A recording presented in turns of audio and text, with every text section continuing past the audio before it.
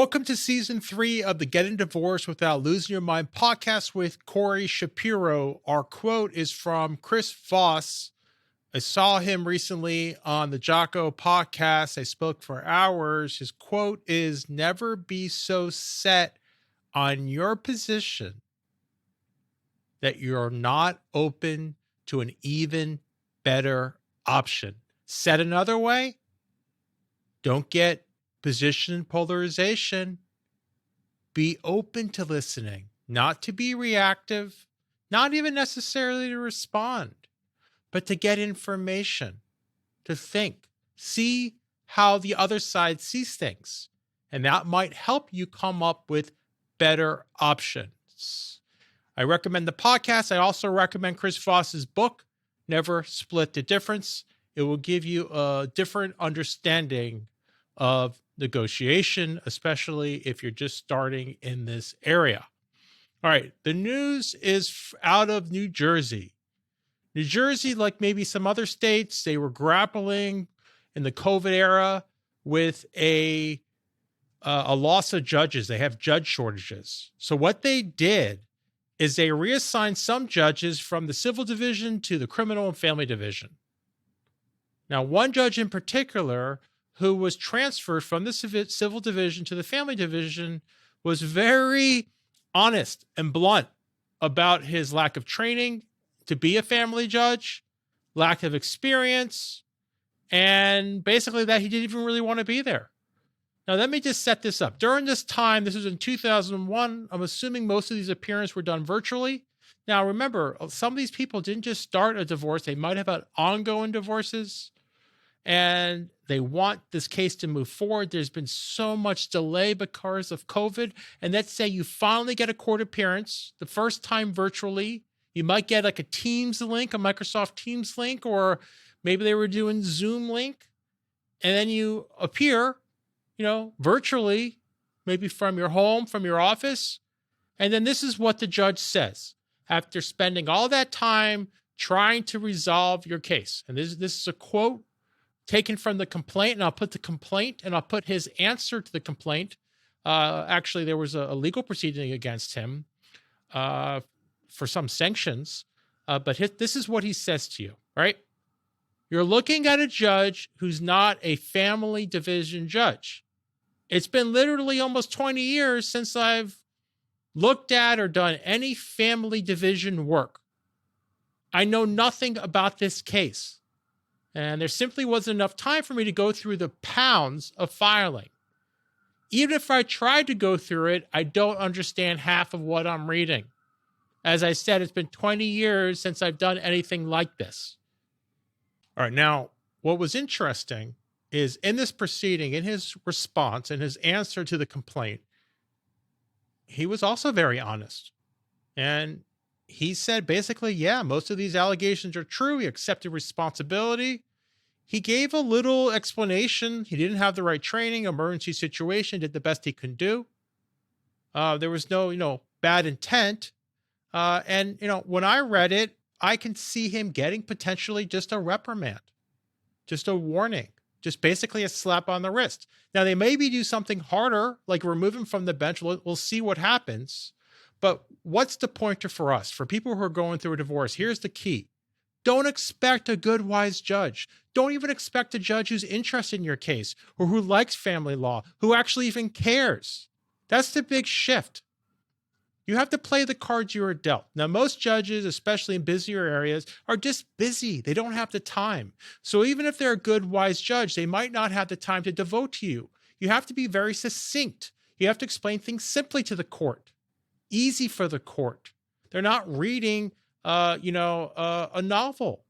When I went to some trainings in how to be more persuasive advocate, they said 90 seconds. If you can't give your points across in 90 seconds, you've lost. So even if you give the court pounds of papers, they need to be able to read that in 90 seconds, get the gist. If they are interested in reading more, it should be in there. But the reality is they're going to skim.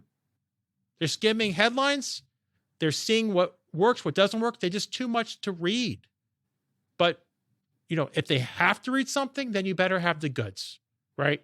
And that's why there are pounds of paper, because everyone's concerned that a point may be interested by a judge, and that will read in detail what you want to say. All right.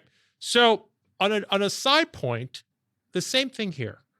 If you are in a divorce, and you may have an attorney who represents you, but that attorney doesn't have familiarity with family law.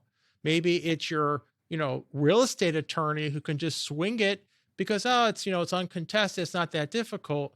Maybe that's okay in the beginning if you don't go to court. But if you do go to court, you have to have familiarity with family law, with the system, maybe even with the judges. You have to understand how things work.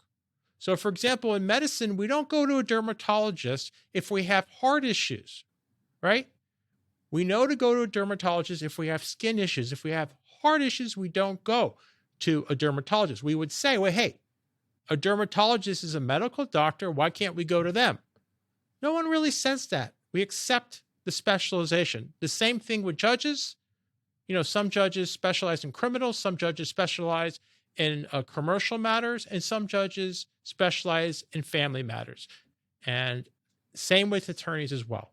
So the pointer is, don't expect a good, wise judge.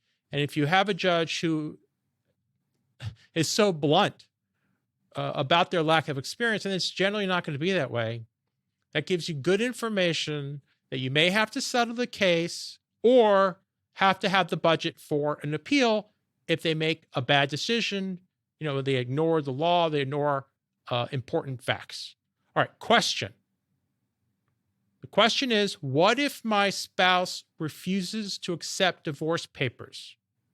Now, divorce papers is those pleadings, it's that summons with notice, that complaint, those initial documents you file with the court to commence or start a divorce action. So now you started this divorce action, and in a lot of states, because of due process, you have to serve those divorce papers, that summons, on the opposing spouse. So you hire a process server and you serve them.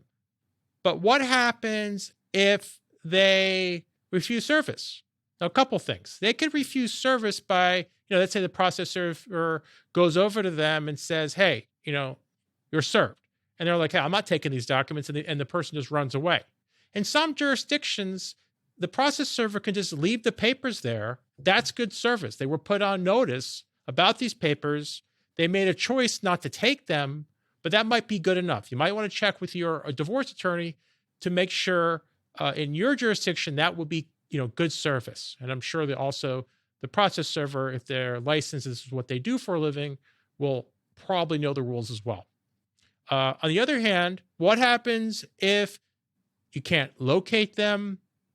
You know where they are, but you can't find them. Maybe they're on vacation, maybe they're just not answering the door. Maybe they change their schedule.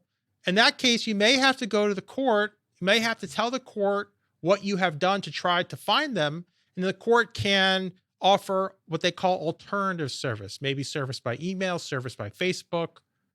And if it gets really bad, then they may even make you do a really in-depth, good faith search of everything before the court's satisfied of maybe service by a publication. That was the traditional sense of publication and a newspaper. But it depends on your specific situation.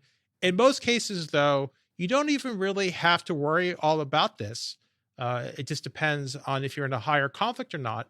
But a lot of times, attorneys just accept divorce papers. And I would suggest, even in difficult cases, to see if the other side will just accept service. It's very easy to do. It saves money. But sometimes some attorneys like to send a message and don't even give that option. They want to be aggressive and they want to personally serve. All right, my positive perspective, I went down to Charleston for the holidays to see my fiance's family. And when we were driving back, I knew it was going to be a difficult drive. From Charleston to New York is about 12 hours on a good day. But we hit a lot of traffic and it took hours longer. My fiance was falling apart. Now, I felt the energy and I wanted to get home just like she did. But I was focusing on the positive. I was thinking we have a car that's running smoothly. We don't have a flat tire. We have food, we have gas, we have good weather. And yeah, we're going to be a few hours late. And yeah, I'd rather go, faster than 30 miles an hour, or 20 miles an hour, or even standing still at some point. But at the end of the day, it's going to be okay. We're going to get through this. We're going to move on with our lives. Tomorrow, which is today, I probably won't even be thinking about the drive, which I'm not. At the end of the drive, she said to me, "You were a good travel companion, a good car companion." And I thought that was a really nice acknowledgement of how I want people to see things. When they go to court, you may have a bad judge, you may have a bad day, but the positive perspective is, let's think long term. Divorces could last years. So we don't focus on an isolated event. And that's the key. All right. The disclaimer is, remember, this podcast is for informational purposes only. Please consult with your attorney before acting on the information contained in this podcast. Until next time, be creative, not reactive.